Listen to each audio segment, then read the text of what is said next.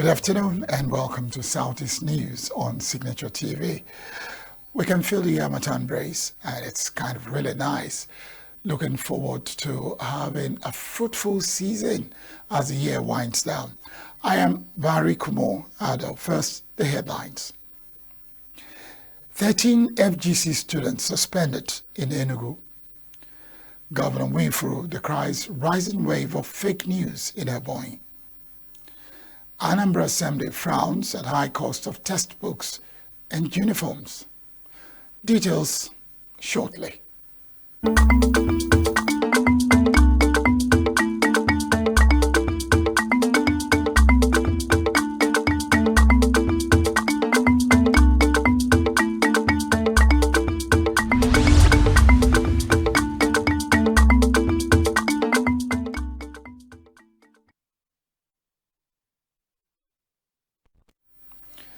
13 students of a federal government college in Enugu State have been suspended for 6 weeks for alleged bullying in the school. The Minister of Education, Dr.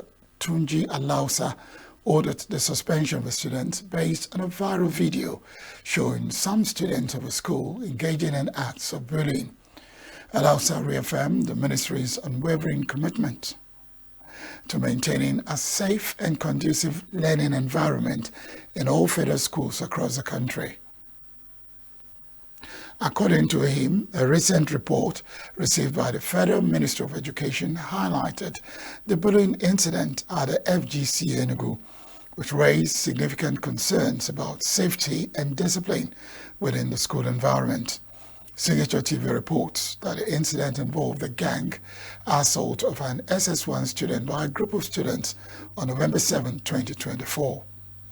The minister also directed a school-based management committee to collaborate with security agencies to conduct a thorough investigation, including possible affiliations with external groups.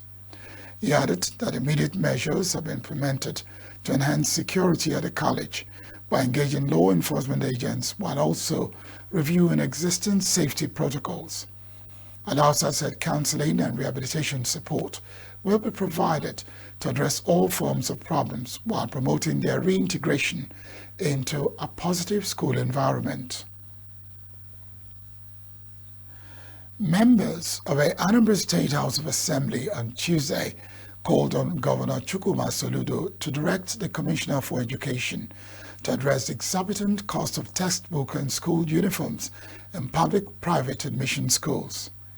Despite the free education policy in the state, members of the State House of Assembly believe that the cost of textbook and uniforms are currently beyond the reach of the poor.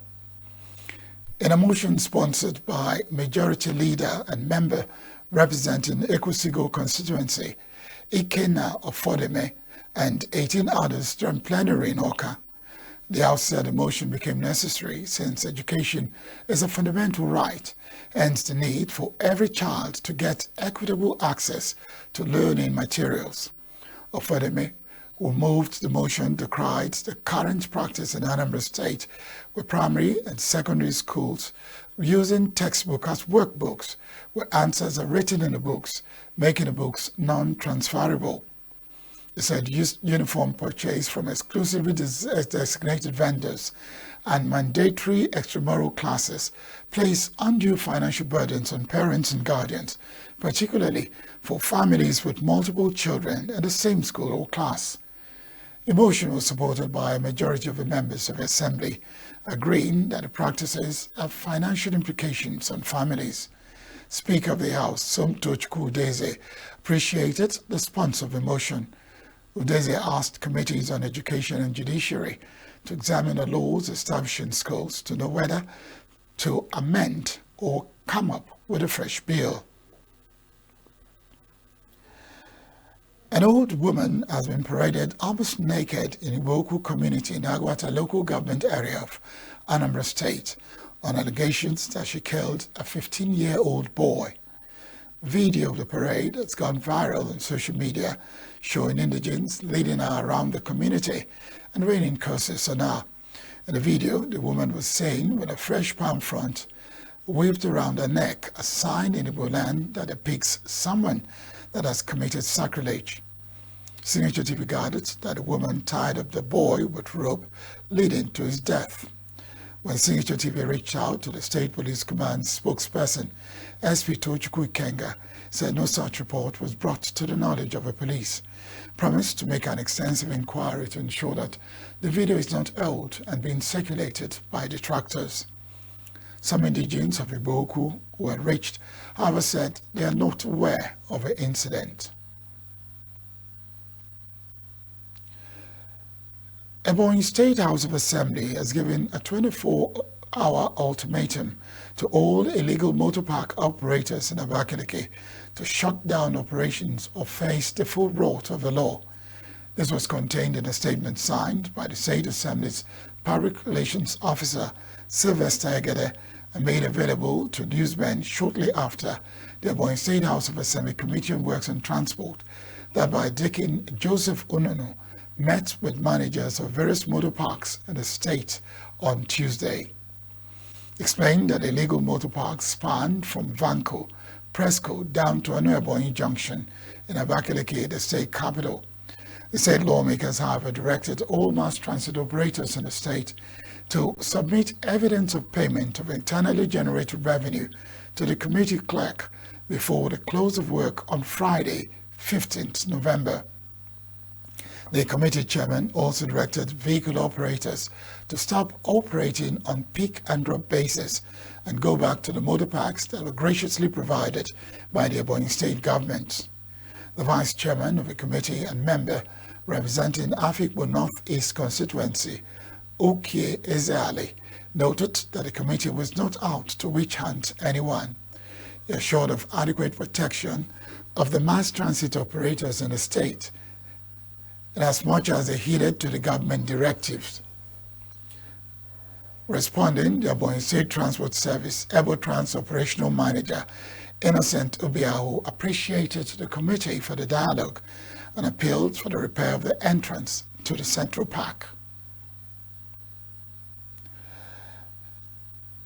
Governor Francis Winfrey of Ebonyi State says the rising cases of fake news pose great danger to the nation's unity if not checked. Winfrey, who spoke during the courtesy visit of the Director General of the National Broadcasting Commission, NBC, Charles Ebuebo, to Government House Abakaliki, said it is important as a regulatory body to eliminate fake news if the country must progress. He observed that the NBC has a responsibility to regulate how media reportage should go, stressing that NBC should be hard on purveyors of fake news. Earlier, the Director General of NBC, Ebuebo, who announced the signing of a provisional license of State Broadcasting Corporation, EBBC, paving the way for digital transmission, said that he also looked forward to further collaboration, especially in training the youth, because of this is a digital era. And that's the news. When we return, we'll go over to our conversations. We'll be taking a look at the issue of socioeconomic factors that influence moral decadence. Stay with us.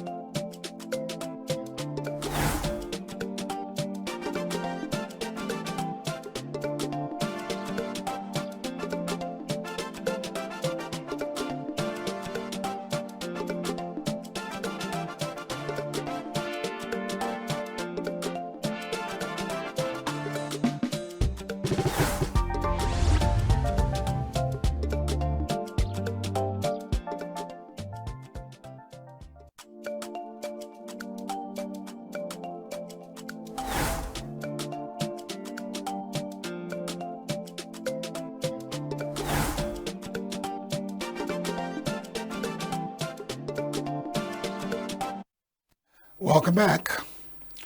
Now it's time for us to get into our conversation corner.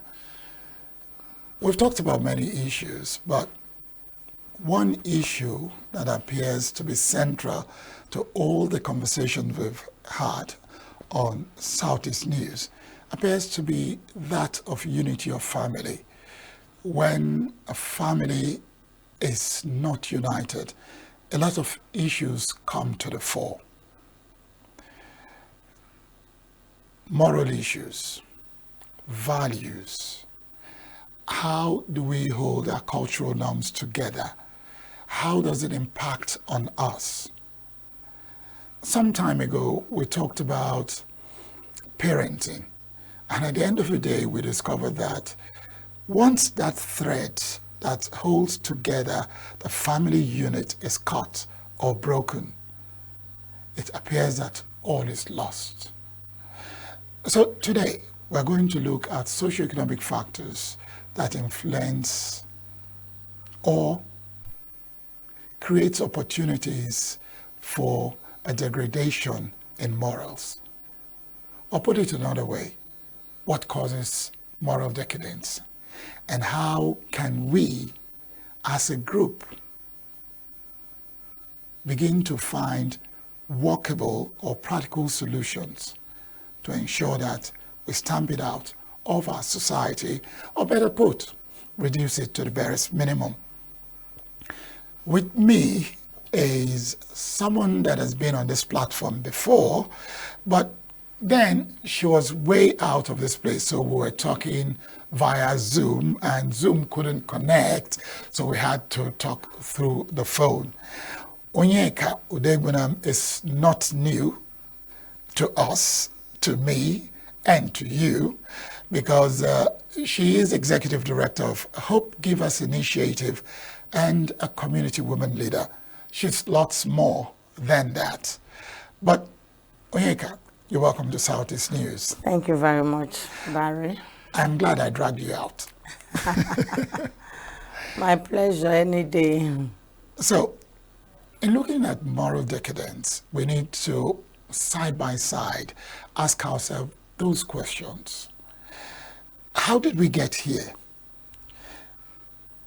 Because when we were growing up, we were told what societal values were, what cultural norms were, what it takes to inculcate this into the average person to become great or a better person in the society.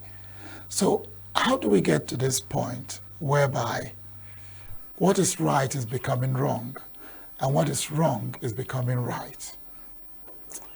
Barry, thank you very much. A lot of factors contributed to this. And when I mean a lot of factors, you can talk about poverty, you can talk about inequality, you can talk about the failure of families. And then you can talk about, when you talk about failure in family, you can even talk about we've lost our moral values. Like you said, when we're growing up, there is something my parents used to tell us, and they call it this iha abronjimalo. They call it injimalo, meaning what our family is known for, what our community is known for. And then you see parents, once their child is leaving, going to school, You will see parents call the child to advise the child.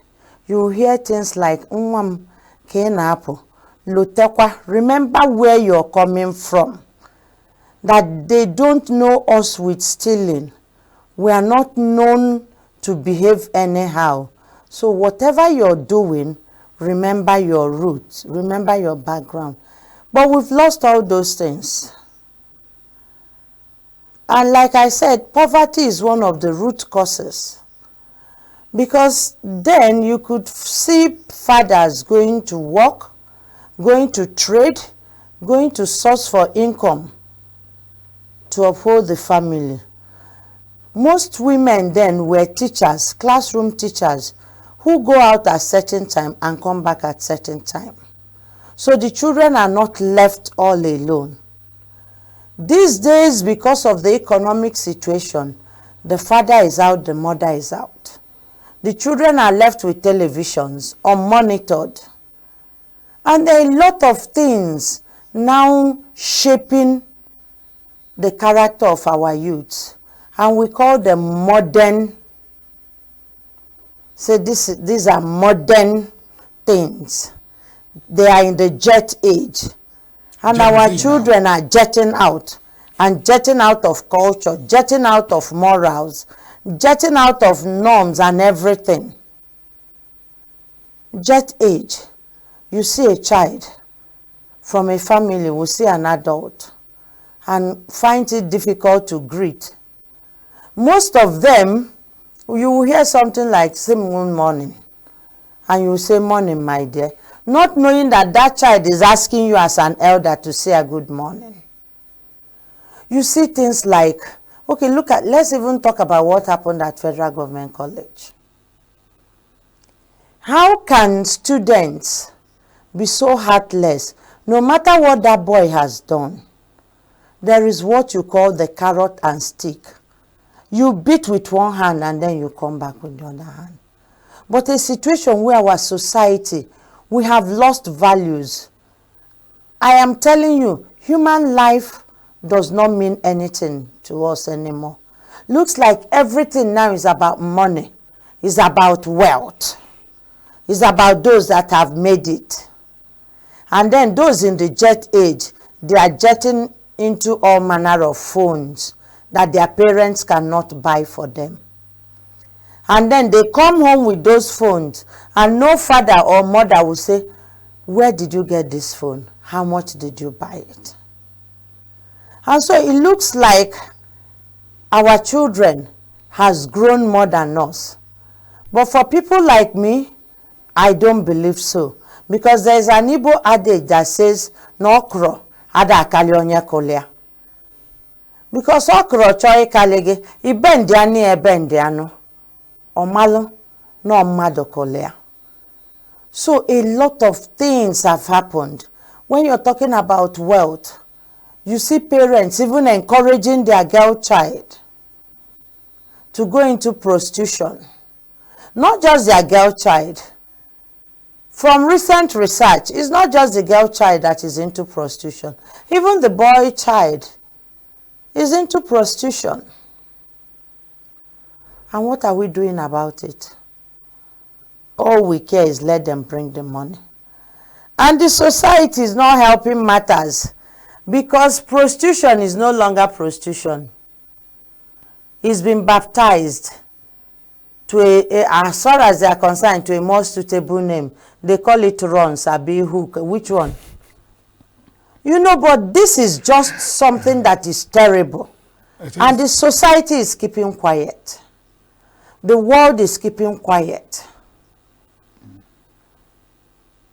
And that is why I'm sorry to say, I don't know whether it's acceptable in your station, but I want to tell you that that's one of the main reasons why I was excited when Donald Trump won the election.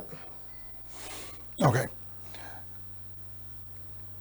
Given all the analogy you brought out and the current situation in the Southeast, all over Nigeria, remember my question is, where did we miss the track? Because you talked about your parents. I would also talk about my parents. And people of our age group would always talk about their parents. And now some of us are fathers and grandfathers. So where did we miss it? Because the Jet Age and the Gen Zs we are talking about are generations after us. It's like somebody saying that the level of education in the country has gone down. It's worse off. Yet, some people benefited from that system when the system was one of the best. What happened? Okay, you want me to tell you from where we missed it. Okay, Barry, let me ask you, what's the meaning of Gen Z? Gen Z, Yeah. you don't know? Yeah, tell me the meaning. Well, let me answer you with an answer you had given earlier. Okay. During our time, we talked about Jet Age. So now it's Gen Z. You know why I asked you? It's just that we just keep giving evil names. Gen Zs, so they no longer listen to their parents. We missed it from, as far as I'm concerned, from our age. We became too busy that we no longer have time to sit with our children and teach them. When we were growing up, you come back from school at 2:30. You take your siesta. And then you come back and your mother or father or whoever sits with you to do the homework. In our age, you leave the child in school till 5 p.m. so that you will come back from work. By the time you pick up the child, you are rushing home to prepare dinner. The child is tired. You manage to get the child to do one or two things and the child goes to sleep. I ask you a question. At what time did you sit down to find out what happened to that child while the child was in school? Because all these things are important. By the time you sit with your child to find out what happened during the day, you'll be able to pick 1, 2, or 3 things. And you'll be able to advise the child on the ones that are right and the ones that are wrong. But the child goes to sleep, you manage to sleep, early the next morning you're up and running, and the child goes. So we don't have time for our children. That's the truth. We hardly have time for our children. And because we're so busy again, you find out that the rate of divorce, single parenting keeps increasing. Let nobody be fooled. One person cannot train up a child. It's rare. It may not be impossible. But a father in the home has a role to play. A mother has a role to play. And so when you leave it for one person, of course that gap will exist. And at times when I look at, especially in terms of dressing, when I look at what's happening now, I just keep asking people, if the children we trained are like this, so what will their own children look like? And you find out that for me, we're going from bad to worst. And it is only God that can help us. Now, if we are going to wait for God to come down, that may not happen immediately. It can, but may not happen immediately. So what are we supposed to do? How are we to unlearn, relearn, and begin to learn and enlighten ourselves to get it right? Barry, let me start with what you just said. Are we saying that they've gone so far, or we have gone too far down the road that we can't turn back? No, we can. We can. And when I say God, we don't expect God to come down from heaven. Part of what molded our character then, plus all our parents did, was the fear of God. Even those who were not Christians were afraid of their deity. But these days, how many parents, let's start from there, how many parents wake up in the morning and wake up their children to say, let us pray? How many parents at night call their children and say, let us pray to God? Because God, whether we like it, is at the head, the center, and the tail of everything. And so we need God. Having said that, it is not too late. Like I said, okro adakalionye kolea.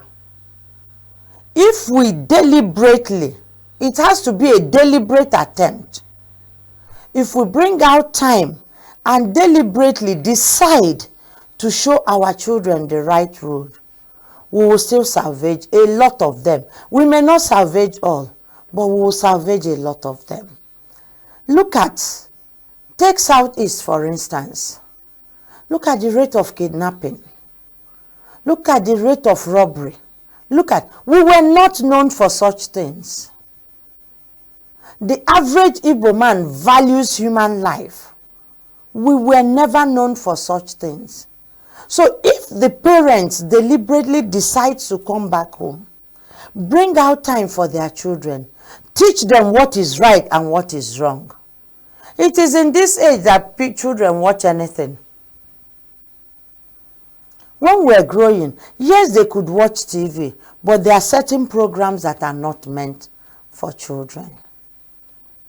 It's not just TV now, because most of them don't even bother. You can off your TV for as much as they care. They have their phone.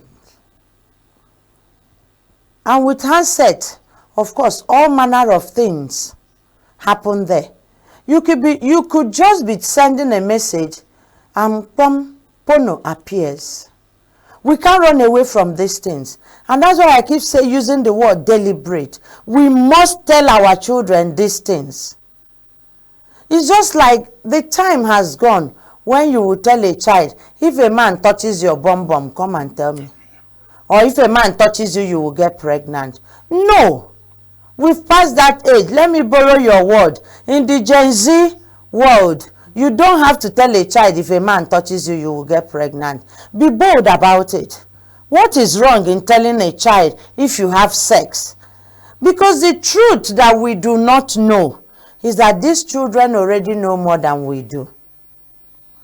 We think we are hiding, we think we are protecting them, but they know more than we do.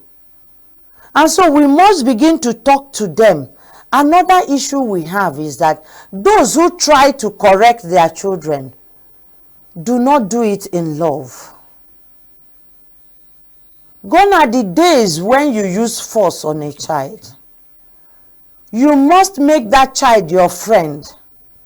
We must make our children have confidence in us. But you see a situation where children now have confidence in their friends. And they come back, they don't tell you. Because they are not your friend. And because maybe when they tell you, you would tell them how you were a virgin before you got married. How you were taking first positions in school. And so they won't tell you. But if we make our children our friend, they will feel free to come to us. And when they come to us, we should be able to discuss no matter what it is. I'm not saying don't scold them. If they deserve to be scolded, then you scold them and still bring them back to understand why you scolded them and tell them not to do it next time. And tell them the implications of those things. Why do we stay home with our children and they are depressed? We don't know. Simply because we are no longer friends. Why would you be home as a father or a mother and your child prefers to lock him or herself in a room and you don't care, you're too busy to even notice? We must begin to pay deliberate attention to these things. We must begin to pay deliberate attention. Your child will come in with a bottle you think is water. When you see him holding the bottle today, tomorrow, next, you should be able to find out what is this. And it's not out of place if I say, okay, let me taste what you're drinking. And so we must make deliberate attempt to shape our children, to shape their values, and to begin to teach them. Another area that is important, you see, when you talk about mentorship, we must equally begin to mentor our children, because nobody can mentor them better than us. And the best way for you to mentor a child is for you to do what you say. When somebody knocks on your door and you tell the child, please tell them I'm not at home, what are you doing? You're teaching that child to lie. And I've told people that children learn faster from your actions than from your word. So we must, as parents, begin to live by example. We must begin to show them that this is the right thing and that's why I'm doing it. You should be able to use yourself as an example. You should be able to get up in the morning and watch your children do what they are supposed to do and correct them. And not an era where you lazy about and then leave the children to house help. And of course, whatever the house help tells them, she or he is the closest. And so we must begin to go back to the root, which is leadership by example. Thank you, dear. Now, I am enjoying the part back to reality, the part where we can now begin to understand that we can make a U-turn. But in making this U-turn, some steps are still necessary for us to face. I don't want to use the word challenges. One of the issues mentioned is poverty.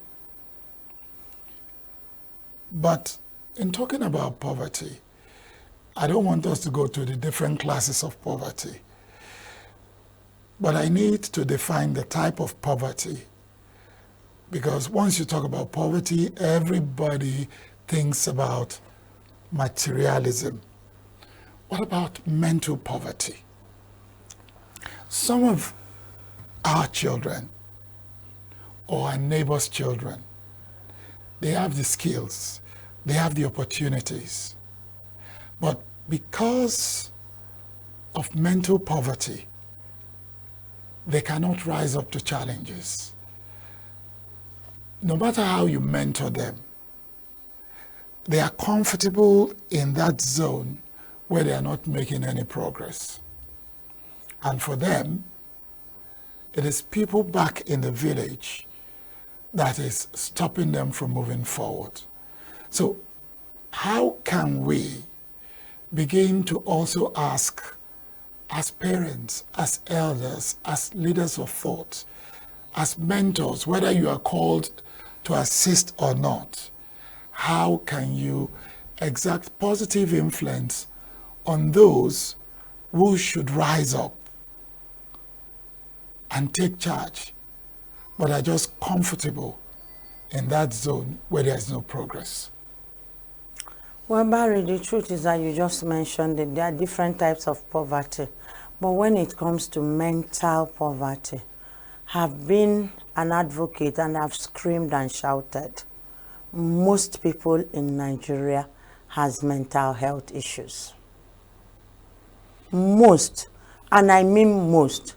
And if you want me to justify it, I will start by telling you, if not mental ill health, if not poverty of the mind, Barry, how can a man, what is the attraction in a man in a 2-year-old child whose breast has not even formed? What is the attraction?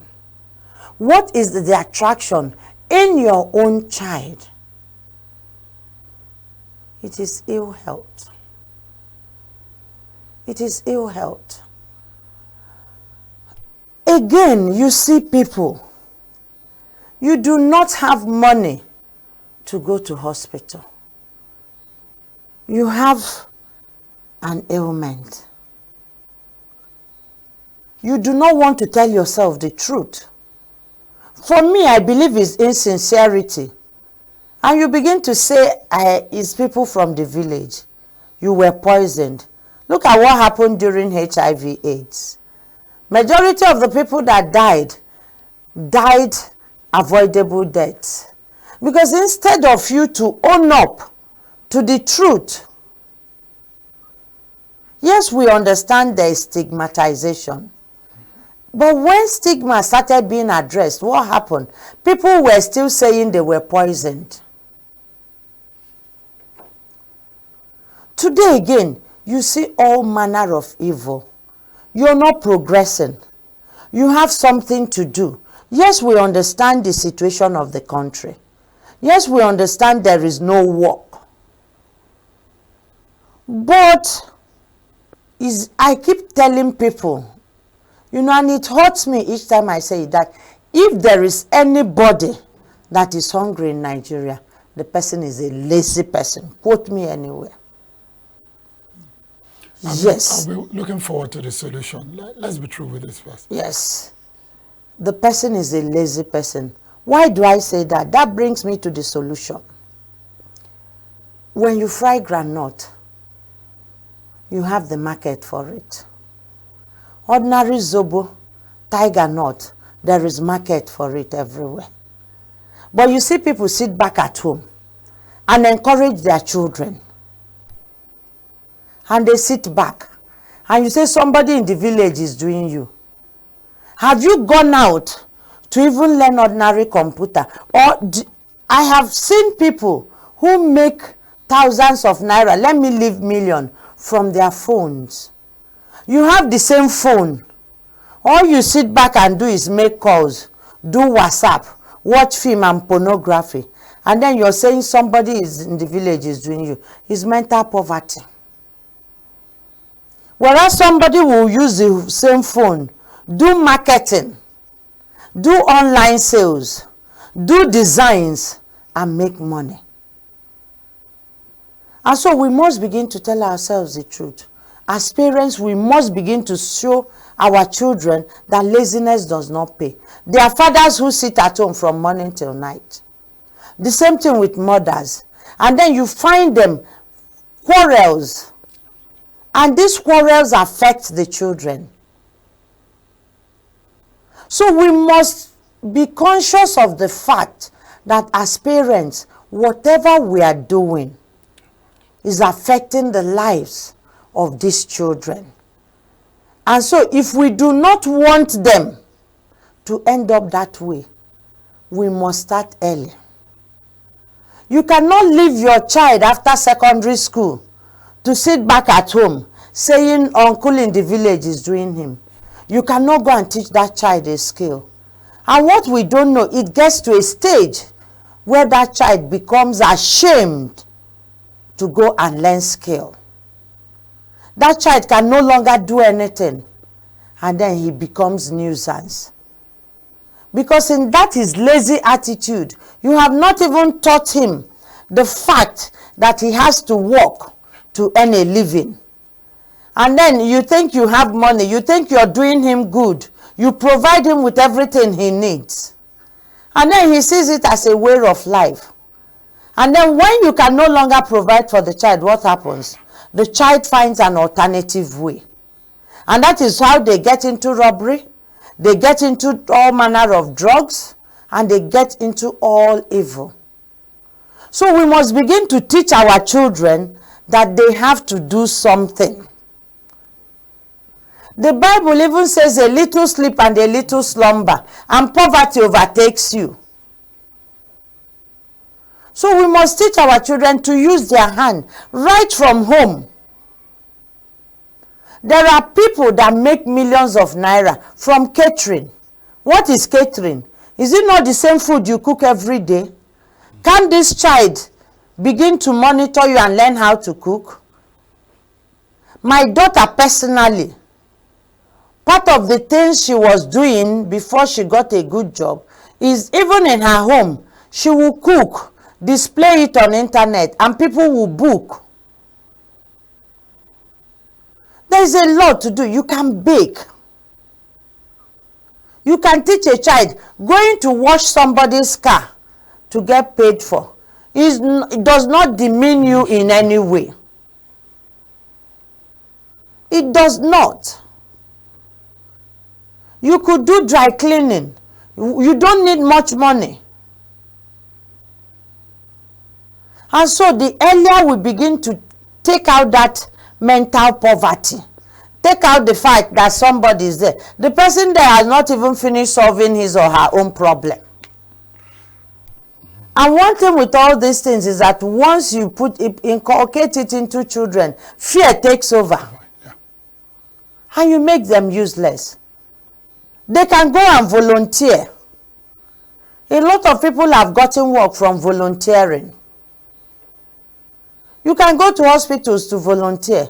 You could go to fast food to volunteer. People can come to Signature TV to volunteer. From volunteerism, you will learn the job. And then you begin to earn money. So we must, one of the solutions is that we must keep our children busy. We must make them realize that if you don't work, then you won't eat. And that hard work pays.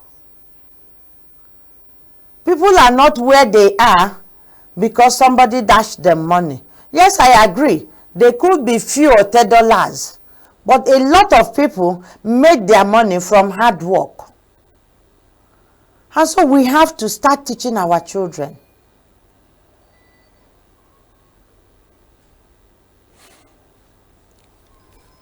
Mental poverty, deep poverty, whatever the classification.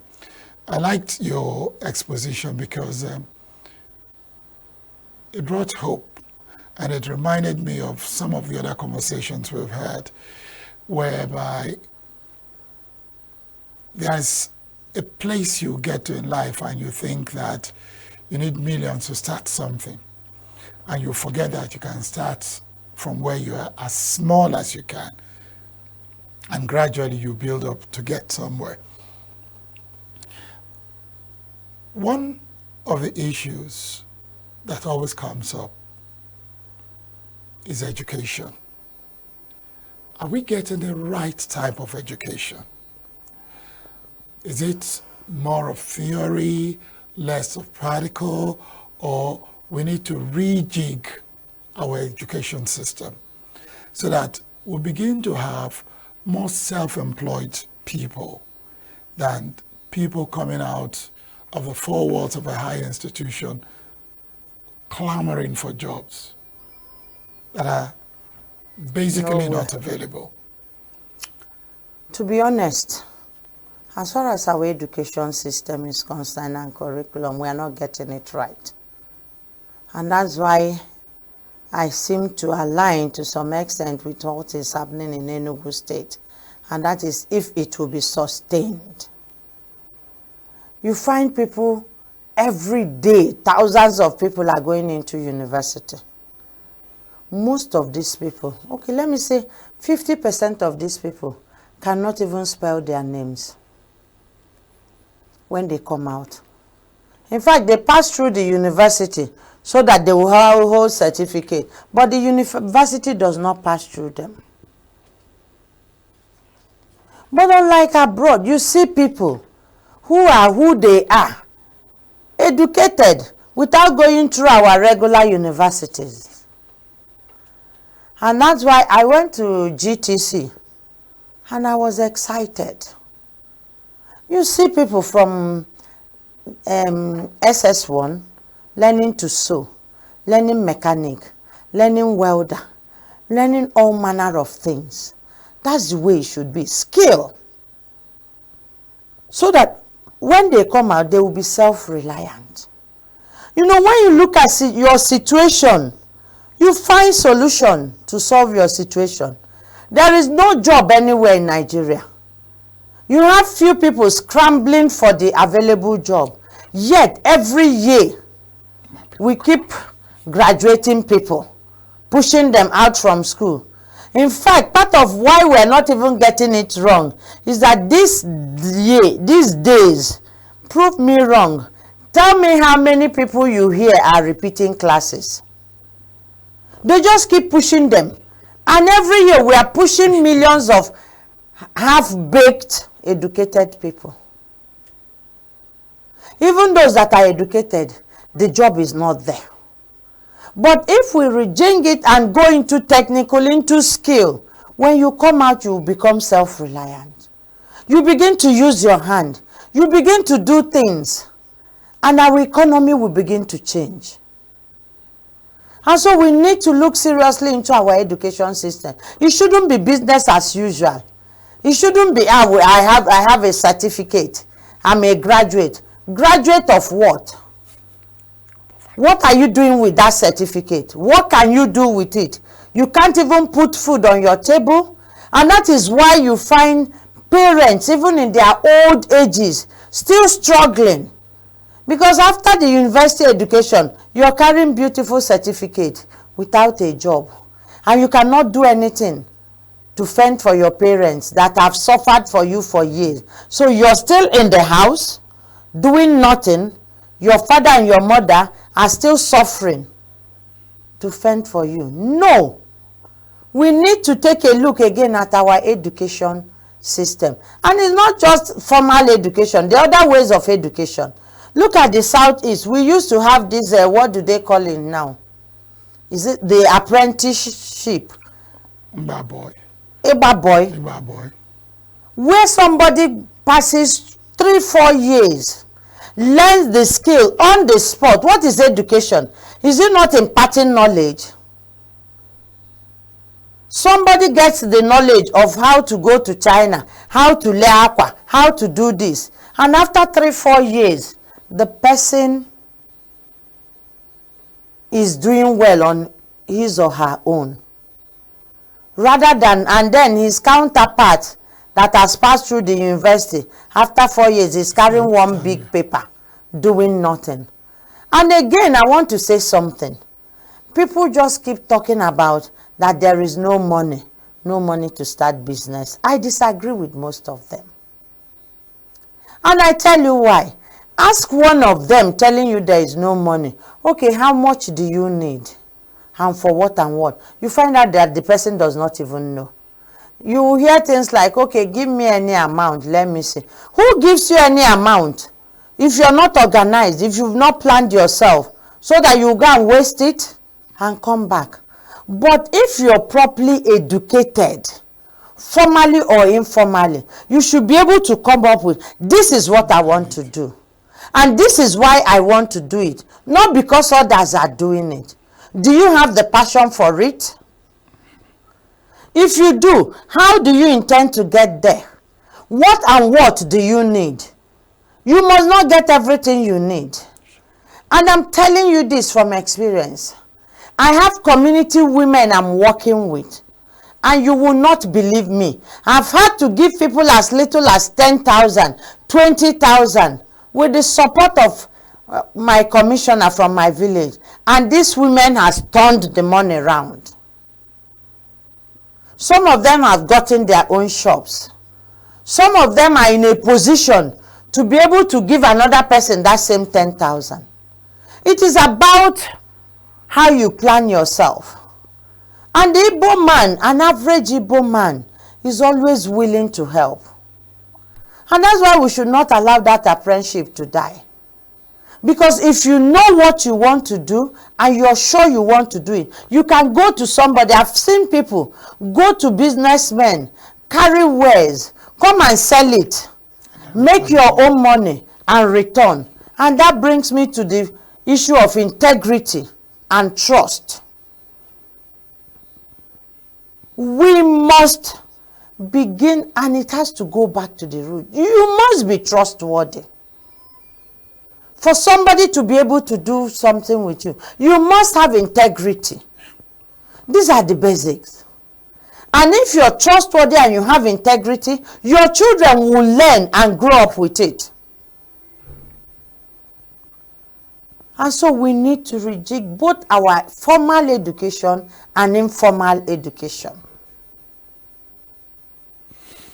Thank you very much, Onye Kaudengunam, a woman leader, and she did talk about what our community is doing, but we're not going there now. Just before we go, from all bits and pieces of our conversation, how can we pull in our communities? Because we like it or not, where moral lessons are more valuable, the root is a community. Whether it's a community where you call your village or the community in the urban area you live. So how can we pull all the resources we have in these communities to ensure that the old saying, you mentioned it too, that it's not one person that raises a child? Well, in our communities, and like you rightly said, not just the rural communities, even in the town where we live, we must learn to correct children. For me, that's the beginning. We must learn to correct them, teach them the right thing. When you see a child doing something wrong, call that child, sit that child, and begin to talk to the person. We must equally begin to do outreaches. You could just gather people and begin to teach them. Don't assume that they know. Some do not know. Some, if they know, they will behave better. You begin to teach them, you begin to discuss with them, you begin to, correct children. And that's another area where we fail though.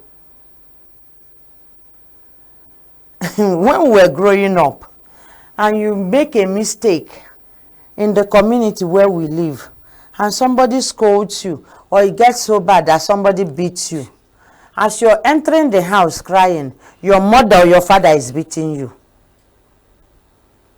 The same thing happens in school. But these days, you will see parents going to school to fight. That why did you beat my child? Did I beg you? Have you finished training your child? And tomorrow the child will do worst. And so we must begin to learn to correct. We must have it in our brain that no one person trains a child. And so we can do a lot. We can do outreaches. We can do public enlightenment. We can talk about these things in the radio. And we can go back to some of the beautiful things we used to do. What has happened to, okay, you could give it any name, but something like Tales by Moonlight. Yeah. Where you get children together in the community in the evening, tell them stories with animals. At the end of the day, you're teaching them moral lessons. What has happened to the fact that we can no longer correct ourselves? You will see a mother or a young girl naked on the road, and you will turn and say, baby, you're beautiful. Most people have become liars, and she turns, you will sneer at her. Why not tell her that this thing you're wearing is too short for a mother? I remember, I don't know if you remember Boys Oye in Onitsha. Yes, we've entered Gen Z age. Then, remember then, wear trousers, a woman, you will be booed. Remember then, when they discover you're an armed robber, the people will plan and come to your house and burn your house and take you away. So we must go back to those things. Even if we don't take laws into our hands, we must begin to train our law enforcement agents. We must begin to do these things so we can get it right. Now, who tells children stories and who talks about moral? It is what they learn. It is what they learn, that you can decide to be a monkey or that you can decide to change your sex. So that's how it is. So it's more of our mind over matter and not matter over mind. But before I let you go, which I'm doing any moment from now, Onyeka Odegbunam, the Executive Director of Hope Givers Initiative and a community leader, I just want to say thank you again. Thank you for your invaluable instructions during this conversation. And of a truth, there is a way back, no matter how far gone we were. And thank you too for watching. Barikmal Ado is my name. We'll be back tomorrow. Until then, bye-bye.